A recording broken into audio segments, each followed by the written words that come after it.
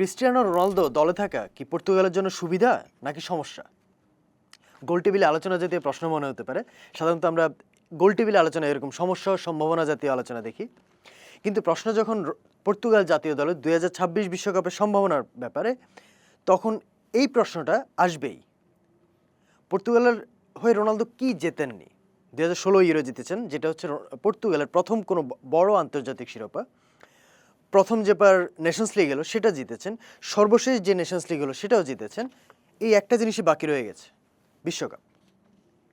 এবার পর্তুগালের দলটা অসাধারণ প্রতিভাবান, কিন্তু এবার যখন দলটা প্রতিভাবান, রোনালদোর ক্ষেত্রে বলা হতো যে রোনালদো এর আগে বিশ্বকাপের প্রতিবার অত প্রতিভাবান দল পাননি, কিন্তু এবার যখন দলটা প্রতিভাবান তখন প্রশ্ন উঠছে রোনালদোকে নিয়েই, যে রোনালদো কি 41 বছর বয়স যে রোনালদোর হয়ে গেছে, এই রোনালদো কি এই পর্তুগালের দলের সঙ্গে মানানসই কিনা, এটা নিয়ে আমরা আলোচনা করবো আজকে। পর্তুগাল কেন বিশ্বকাপ জিততে পারে, কেন জিততে নাও পারে, সেসব নিয়ে কথা বলবো। চলুন তার আগে একবার পর্তুগালের স্কোয়াডটা কেমন সেটা এক নজরে দেখে নিই। স্কোয়াডটাতে যদি আমরা এক নজরে চোখ বোলাই, আপনি প্রতিটা পজিশনে দেখবেন, গোলকিপার বলুন, ডিফেন্স বলুন, মিডফিল্ড বলুন, অ্যাটাক বলুন, প্রতিটা পজিশনেই অন্তত দুজন করে প্লেয়ার আছেন যারা যে কোনো সময় যে কোনো জায়গায় চাইলেই পর্তুগাল কোচ রবার্তো মার্তিনেজ তাদেরকে যে কেউকে নামিয়ে দিতে পারেন। এবং এক একজন স্টার যদি আপনি দেখেন, ক্রিস্টিয়ানো রোনালদোর কথা তো আসছে, অ্যাটাক যদি দেখেন, Rafael Leao, Francisco Conceicao, Pedro Neto চেলসির প্লেয়ার, ট্রিঙ্কাও বা এক্স বার্সেলোনা প্লেয়ার, এখন স্পোর্টিং সিপিতে খেলেন, জোয়াও ফেলিক্স, যিনি একসময় পর্তুগালের সবচেয়ে প্রতিভাবান তরুণ বলা হতো, যদিও তার ক্যারিয়ার সেভাবে আগে নেই, এখন তিনি সৌদি আরবে খেলেন, সেটা রোনালদোর ক্লাবেই, আল নাসেরে, Goncalo Guedes, Goncalo Ramos, Ronaldo তো আছেন, গোল পোস্টে দিয়েগো কস্তা আছেন, right back, left back, midfielder যদি আপনি দেখেন, Vitinha, Joao Neves, Bruno Fernandes, Bernardo Silva, Ruben Neves, Samu Costa, একের পর এক, মানে প্রতিভার অভাব নেই। এই প্রতিভা থেকে রবার্তো মার্তিনেজের জন্য বরং সমস্যা হবে যে 11টা কিভাবে গঠন করবেন। আচ্ছা চলুন আমরা এবার 11টা কেমন হতে পারে রোনালদোর পর্তুগালের বিশ্বকাপে, সেটা একটা নজর দেখে নিই। গোল পোস্ট যদি আমরা দেখি, গোল পোস্টে পর্তুগালের দিয়েগো কস্তার বাইরে আসলে খুব বেশি কিছু চিন্তা করার দরকারও নেই। অসাধারণ একজন প্লেয়ার, যিনি একই সঙ্গে শট ঠেকানোতে যেমন দক্ষ, একই সঙ্গে রবার্তো মার্তিনেজ যে ধরনের ফুটবল চান সে ধরনের ফুটবলে একজন গোলকিপারকে বল পায়েও বেশ দক্ষ হতে হয়। দিয়েগো কস্তার সেদিকেও বেশ ভালো। তো দিয়েগো কস্তার আসলে কোনো আর অল্টারনেটিভ নিয়ে আসলে চিন্তা করার খুব বেশি দরকারও পড়ছে না। এরপর যদি আমরা রাইট ব্যাক দেখি, রাইট ব্যাক পজিশনে আপনার জোয়াও কানসেলো আছেন, নেলসন সেমেদো আছেন, বাট আমার যেটা ধারণা সেটা হচ্ছে জোয়াও কানসেলো খেলার সম্ভাবনাটা বেশি। জোয়াও কানসেলো আপনার অ্যাটাক এবং ডিফেন্স দুই জায়গাটাই নেলসন সেমেদোর চেয়ে অনেক বেটার। লেফট ব্যাক, পর্তুগালের লেফট ব্যাক এই মুহূর্তে যদি বলা হয় যে বিশ্বের সেরা লেফট ব্যাক পর্তুগালের, আই গেস সেটা খুব বেশি ভুল বলে খুব বেশি মানুষ মনে করবেন না। নুনো মেন্দেস, পিএসজির হয়ে সর্বশেষ দুবার চ্যাম্পিয়ন্স লিগ জিতেছেন, টানা দুবার, সর্বশেষ দুই চ্যাম্পিয়ন্স লিগ জিতেছেন। তো এই হচ্ছে আপনার রাইট ব্যাক এবং লেফট ব্যাক। সেন্টার ব্যাক পার্টনারশিপটা যদি আমরা দেখি, সেন্টার ব্যাকে আপনার আছেন রুবেন দিয়াস, অনেকদিন ধরেই পর্তুগালের সেন্টার ব্যাকে খেলছেন, তার সঙ্গে আছেন গনসালো ইনাসিও। একটু যদি আমরা করি, এখানে পজিশনটা চেঞ্জ হতে পারে। রুবেন দিয়াস সাধারণত আমরা যদি ম্যানচেস্টার সিটি দেখি, ম্যানচেস্টার সিটিতে তিনি বেশিরভাগ সময় লেফট সেন্টার ব্যাক হিসেবে খেলেছেন, কিন্তু পর্তুগাল জাতীয় দলে হয়তো তাকে একটু চেঞ্জ করতে হতে পারে। সেটা হচ্ছে পর্তুগাল জাতীয় দলে হয়তো রুবেন দিয়াসকে আমরা এখানে দেখতে পারি, আর গনসালো ইনাসিওকে হয়তো আমরা লেফট সেন্টার ব্যাক হিসেবে দেখতে পারি। এরপর যদি আমরা আসি যে পর্তুগালের মিডফিল্ড যেটা বলা হচ্ছে যে মানে মিডফিল্ডে অপশনের অভাব নাই এবং মিডফিল্ডের কম্বিনেশনটাও বেশ দারুণ। আমরা 11টা যদি একবার দেখি, পর্তুগালের মিডফিল্ডে ভিতিনিয়া আছেন। এই মিডফিল্ডটা নিয়ে আমরা একটু পরে আলোচনা করব, যখন বিশ্বকাপ কেন জিততে পারে বা জিততে না পারে সেটা নিয়ে আলোচনা করব, তখন আমরা মিডফিল্ডের কম্বিনেশনটি নিয়ে আলোচনা করব। এর বাইরে এদিকে আপনি দেখবেন হয়তো বের্নার্দো সিলভাকে, আজকেই জাস্ট ঘোষণা এলো যে বের্নার্দো সিলভা রিয়াল মাদ্রিদে জয়েন করতে যাচ্ছেন 2 বছরের জন্য। ম্যানচেস্টার সিটিতে ছিলেন, এবারই ম্যানচেস্টার সিটি ছেড়ে রিয়াল মাদ্রিদে যাচ্ছেন তিনি। এইদিকে আপনার এসি মিলানের player Rafael Leao left wing থেকে তার গোল স্কোরিং থ্রেটও বেশ ভালো। প্লাস যদিও তার সঙ্গে রোনালদোর কম্বিনেশন কতটা ভালো যায় না যায় সেটা নিয়ে আমার পার্সোনাল কিছু ডাউট আছে, বাট যেহেতু আমি পর্তুগালের কোচ না, সেহেতু এটা সমস্যা হচ্ছে না। রাফায়েল লিয়াও লেফট উইং থেকে তার ভেতরের দিকে ঢুকেন এবং তার যেটা হচ্ছে গোল থ্রেট তার বেশ ভালো, যেটা একটু আগে বললাম। আর ফরওয়ার্ড তো অবশ্যই ক্রিস্টিয়ানো রোনালদো, এছাড়া তো আর আসলে কোনো অপশন নিয়ে আসলে কথা বলার কিছু নাই।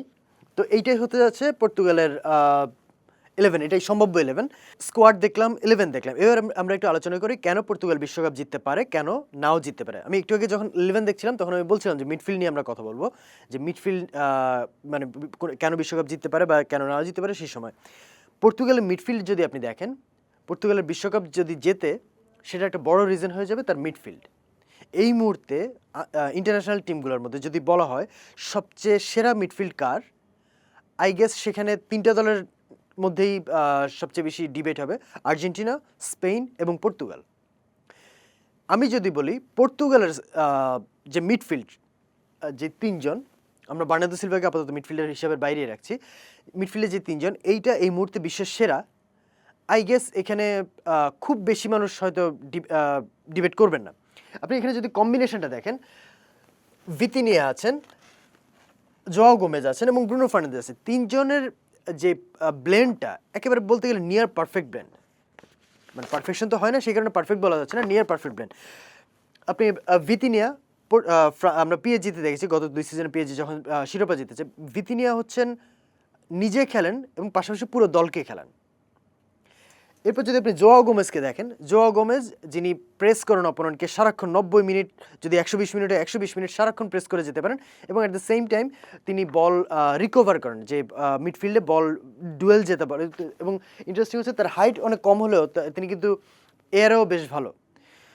এরপরে যদি আপনি আসেন ব্রুনো ফার্নান্দেজ, এই মৌসুমেই সদ্য সমাপ্ত মৌসুমেই তিনি প্রিমিয়ার লিগের ইতিহাসে সবচেয়ে বেশি অ্যাসিস্টের, এক সিজনে সবচেয়ে বেশি অ্যাসিস্টের রেকর্ড করেছেন। এই মিডফিল্ডে আপনি একজন প্লেমেকার পাচ্ছেন, ডিপ লাইন প্লেমেকার পাচ্ছেন, একজন ডেস্ট্রয়ার পাচ্ছেন। এরপর শুধু একজনই বাকি থাকে যিনি হচ্ছেন creator, that is Bruno Fernandes, যিনি অ্যাসিস্ট করবেন, যিনি স্ট্রাইকারদের জন্য, ফরওয়ার্ডদের জন্য, উইঙ্গারদের জন্য গোলের চান্স ক্রিয়েট করবেন, সেই প্লেয়ারটা হচ্ছেন ব্রুনো ফার্নান্দেজ। তো এই মিডফিল্ড আমরা যখন যে কোনো নকআউট ফুটবল হোক বা যে কোনো ফুটবল হোক, আমরা সাধারণত ফুটবলে বলি যে মিডফিল্ডেই হচ্ছে খেলাটার জয় পরাজয় ঠিক হয়ে যায়। তো পর্তুগালের মিডফিল্ড ডেফিনেটলি তাদের, যদি তারা জেতে সেটা একটা বড় রিজন হতে যাচ্ছে। এরপর আমরা যদি যাই পর্তুগালের ফুলব্যাক, পর্তুগালের ফুলব্যাক আমরা বলছিলাম যখন আমরা 11 নিয়ে কথা বলছিলাম, পর্তুগালের ফুলব্যাকে অপশনের অভাব নেই। আপনি যদি পর্তুগালের ফুলব্যাক দেখেন, নুনো মেন্দেজের কথা বলছিলাম, নুনো মেন্দেজ এই মুহূর্তে তর্ক সাপেক্ষে বিশ্বের সেরা রাইট ব্যাক আছেন জোয়াও ক্যানসেলো, যিনি ডিফেন্সের পাশাপাশি অ্যাটাকেও আপনি চাইলে তাকে রাইট উইঙ্গার হিসেবেও খেলাতে পারেন, তিনি অ্যাটাকে এতটাই ভালো। এর বাইরে পর্তুগালের বেঞ্চে যে উইং ব্যাকরা আছেন, আপনার দিয়েগো দালত বলুন বা নেলসন সেমেদো বলুন, এদেরকেও অন্য অনেক দল যদি তাদের মূল একাদশে পায় তারা বর্তে যাবে, এরকম একটা ব্যাপার। তো এই মানে এখনকার ফুলব্যাক, এখন আধুনিক ফুটবলে তো ফুলব্যাকের কাজ শুধু ডিফেন্ড করা না, অ্যাটাকেও সাপোর্ট করা। আপনি যদি শুধু পর্তুগালের মেইন 11-এর যে 2 ফুলব্যাককে দেখেন, নুনো মেন্দেস এবং জোয়াও ক্যানসেলো, এরা দুজনেই 2টা রোলেই ডিফেন্ডিং এবং অ্যাটাকিং 2টা রোলেই যথেষ্ট ভয়ঙ্কর, শুধু ভালো না, ভয়ঙ্কর। এরপর যদি আপনি আসেন পিএসজি কানেকশন, এটা পর্তুগালের ক্ষেত্রে হয়তো আমরা লেস টকড অ্যাবাউট একটা টপিক। আমরা যদি স্পেনের সাকসেস দেখি, আমরা বার্সেলোনার কথা বলি, জার্মানির সাকসেস যদি দেখি, আমরা বায়ার্ন মিউনিখের কথা বলি, যে এই দলগুলো, এই ক্লাবগুলো থেকেই ওই দলগুলোর, বার্সেলোনা থেকে স্পেনের, বায়ার্ন মিউনিখ থেকে জার্মানির একটা কোর উঠে আসে, যে ওই দলগুলোর বেশিরভাগ প্লেয়ারে হয়তো ওই ক্লাবে থাকে। স্পেনের ক্ষেত্রে বার্সেলোনা, বায়ার্ন মিউনিখ, জার্মানির ক্ষেত্রে বায়ার্ন মিউনিখ। পর্তুগালের ক্ষেত্রে আপনি যদি দেখেন পিএসজির একটা কানেকশন আছে, বেশিরভাগ প্লেয়ারই পিএসজিতে আছেন। এবং ইন্টারন্যাশনাল ফুটবলে যেটা হয় যে প্র্যাকটিসে সময় পাওয়া যায় খুব কম, যে একজন কোচ তার ট্যাকটিক্স নিয়ে আলোচনা করবেন, প্লেয়ারদেরকে নিয়ে খুব বেশি ডিটেইল কাজ করবেন, এই সময়টা খুব কম পাওয়া যায়। সেক্ষেত্রে যদি একই ক্লাবে খেলা বেশ কয়েকজন প্লেয়ার পাওয়া যায়, সেটা টিমের জন্য অনেক বড় একটা সহায়তা হতে পারে। আপনি পিএসজিতে যদি দেখেন, পিএসজির আমরা পর্তুগালের যে মিডফিল্ড নিয়ে কথা বলছিলাম, তার দুজনে পিএসজিতে খেলেন, তার পাশাপাশি স্ট্রাইকার গনসালো রামোস খেলেন, এবং যে লেফট ব্যাক নিয়ে আমরা কথা বলছিলাম নুনো মেন্দেস, তিনিও পিএসজিতে খেলেন। এদের একসঙ্গে সারাটা বছর একসঙ্গে খেলাটা পর্তুগাল জাতীয় দলের জন্য একটা বড় সুবিধা হতে পারে। এরপর যদি আমরা আসি, আমরা পর্তুগালের গোলকিপার নিয়ে কথা বলছিলাম, দিয়েগো কস্তা, যে তিনি বল পায়েও ভালো এবং তার শট সেভ করার ক্ষেত্রেও তিনি ভালো। আরেকটা ব্যাপার যেটা আমরা তখন বলিনি, সেটা হচ্ছে তার টাই ব্রেকারে। আমরা টাই ব্রেকারের কথা আসলে আমরা সাধারণত আর্জেন্টিনার এমিলিয়ানো মার্তিনেজের কথা বলি, যে টাই ব্রেকারে তিনি সর্বশেষ কোপা আমেরিকা বলুন, বিশ্বকাপ বলুন, অসাধারণ পারফর্ম করেছেন। দিয়েগো কস্তাও কিন্তু 2024 ইউরোতে স্লোভেনিয়ার বিপক্ষে টাই ব্রেকারে 3টি শট সেভ করেছেন। এবং পেনাল্টিতেও তার রেকর্ড বেশ ভালো। তো নকআউট পর্বে এই ধরনের একজন গোলকিপার যিনি বল পাওয়াও ভালো, শর্ট সেভিংও ভালো, প্লাস টাই ব্রেকারও ভালো, তার রেকর্ড ভালো, এই ধরনের একজন গোলকিপারের প্রেজেন্স পর্তুগালের জন্য বেশ পর্তুগালকে অনেকখানি এগিয়ে দিতে পারে।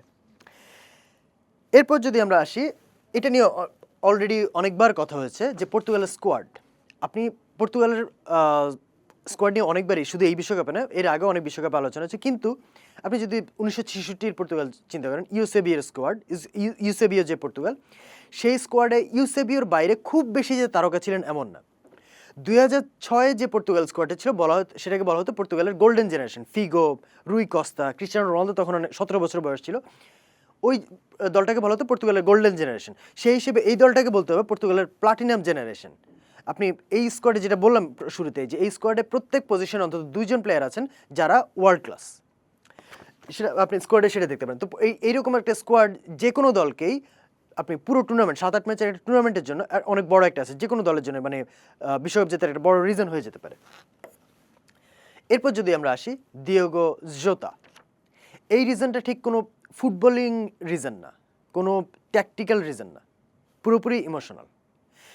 পর্তুগাল সর্বশেষ যে শিরোপাটা জিতেছে, আমরা একটু আগে বললাম শুরুতেই যে সর্বশেষ নেশনস লিগ, সেই দলেও দিয়েগো জোতা ছিলেন।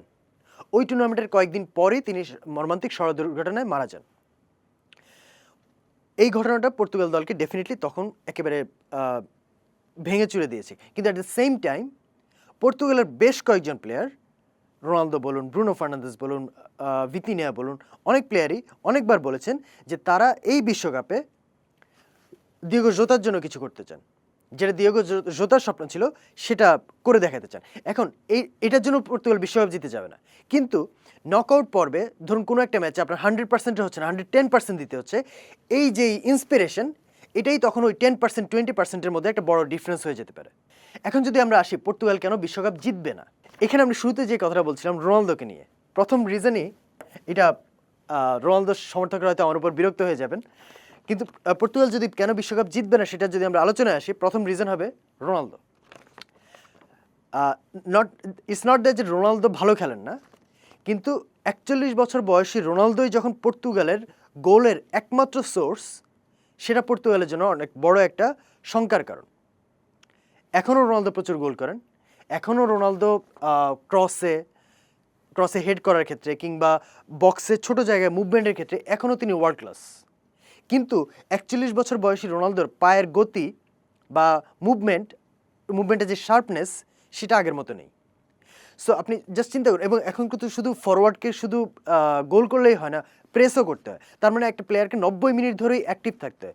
41 বছর বয়সী রোনালদো সেটা করার জন্য কতটা প্রস্তুত, সেটা নিয়ে যথেষ্ট শঙ্কা আছে। এবং সর্বশেষ মৌসুমে সৌদি আরবের মতো লিগ, যেটাকে আমরা ইউরোপের চেয়ে অনেক পিছিয়ে রাখি ইন্টেন্সিটির দিক থেকে, কোয়ালিটির দিক থেকে, সেখানেও রোনালদোর এমন কিছু গোল মিস দেখা গেছে যেগুলো তাকে নিয়ে কোশ্চেন আরও বাড়িয়ে দিয়েছে। এমন একজন যখন পর্তুগালের দ্য মেইন সোর্স অফ গোল, তখন সেটা পর্তুগাল দলকে নিয়েই বরং একটা নেগেটিভ ভাইব দেয় বলে আমার মতে হচ্ছে। পর্তুগালের উচিত হচ্ছে রোনালদোকে হয়তো 60 মিনিটের পরে নামানো, কারণ তখন হয়তো অপোনেন্ট ডিফেন্ডাররা টায়ার্ড থাকবেন। পর্তুগালের যদি গোল দরকার হয়, ক্রসে রোনালদো জাম্পিংয়ের ক্ষেত্রে তো রোনালদোকে বলা হয় যে তিনি ফুটবল প্লেয়ার, অ্যাকচুয়ালি বাস্কেটবল প্লেয়ারের মতো জাম্প করতে পারেন, ওয়ার্ল্ড ক্লাস সেই জায়গাতে। তো রোনালদোর ওই স্কিলটা পর্তুগালের এখনও কাজে আসতে পারে, কিন্তু ঝামেলা যেটা হচ্ছে রোনালদোর ইগো সামলে তাকে শুরু থেকে না 60 মিনিট থেকে খেলতে হবে, এই জিনিসটা তাকে বলবে কে? এটা একটা বড় রিজন। প্লাস আরেকটা রিজন যদি আমরা দেখি রোনালদোর ক্ষেত্রে কেন রোনালদোকে নিয়ে কোশ্চেন ওঠে, আপনি রোনালদোর বিশ্বকাপে পারফরমেন্সটা যদি দেখেন, তার যেই মান, যে লেজেন্ডারি স্ট্যাটাস, তার সঙ্গে তার বিশ্বকাপের পারফরমেন্স একেবারেই যায় না। খুবই বাজে বলবো যদি আমি পারফরমেন্স বলতে পারি। তিনি এই পর্যন্ত 5টা বিশ্বকাপ খেলেছেন, 22 ম্যাচ খেলেছেন, তাতে তার গোল মাত্র 60টা। শুধু তাই নয়, নকআউট ম্যাচ পর্বে এখন পর্যন্ত এতগুলো 5টা বিশ্বকাপে যে কয়টা নকআউট পর্বে যে ম্যাচ খেলেছেন, তাতে রোনালদোর কোনো গোল নেই, একটা অ্যাসিস্টও নেই। ডেফিনেটলি রোনালদো লেভেলের পারফরমেন্স না। এরপর যদি আমরা আসি যে কেন পর্তুগাল বিশ্বকাপ নাও জিততে পারে, তার second reason coach Roberto Martinez. কিছুদিন আগ পর্যন্ত তিনি পর্তুগালের দায়িত্ব নেওয়ার আগে বেলজিয়ামের কোচ ছিলেন। বেলজিয়ামে তিনি যে দলটাকে পেয়েছিলেন সেটাকে বলা হতো বেলজিয়ামের golden generation. Hazard, De Bruyne, Karatoya, Lukaku, প্লেয়ারের অভাব নেই। প্রত্যেক জায়গায় পর্তুগালের মতোই ছিল যে প্রত্যেক জায়গায় ওয়ার্ল্ড ক্লাস প্লেয়ার, কিন্তু সেই দলটাকে নিয়ে তিনি 2018 বিশ্বকাপে তৃতীয় হওয়ার বাইরে বড় কোনো অর্জন তার নেই, কোনো শিরোপা জিততে পারেনি। এখন পর্তুগাল আমরা যেটা বললাম যে প্লাটিনাম জেনারেশন, সেই দলকে নিয়ে তিনি কতটা কী করতে পারেন সেটা নিয়ে কোশ্চেন আছে। এবং তার ট্যাকটিক্স নিয়ে যদি আপনি কথা বলেন সেখানে অনেক কোশ্চেন আছে। আপনি 2024 ইউরোতে একটা সময় ছিল যে পর্তুগাল টানা 360 মিনিট ওপেন প্লেতে একটা গোলও করতে পারেনি। শুধু তাই নয়, সর্বশেষ যে নেশনস লিগের কথা আমি বললাম সেখানেও তার একটা ট্যাকটিক্যাল মুভ বেশ কোশ্চেন অ্যারাইজ করেছিল। সেটা হচ্ছে তিনি সেন্ট্রাল ডিফেন্সিভ মিডফিল্ডার জোয়াও নেভেসকে খেলিয়েছিলেন রাইট ব্যাক হিসেবে। আলটিমেটলি পর্তুগাল শিরোপা জেতায়, সেটা কোশ্চেনটার খুব বেশি বড় হয়নি। বাট বিশ্বকাপের মতো মঞ্চে যেখানে আপনার নকআউট পর্বে ফ্রান্স, জার্মানি, আর্জেন্টিনা, স্পেন এই ধরনের কোনো দলের সামনে পড়তে হতে পারে, সেক্ষেত্রে এইরকম যদি কোনো ট্যাকটিক্যাল ব্লান্ডার শেষ পর্যন্ত পর্তুগালের বিশ্বকাপ থেকে বাড়ি ফেরার কারণ হয়ে যেতে পারে।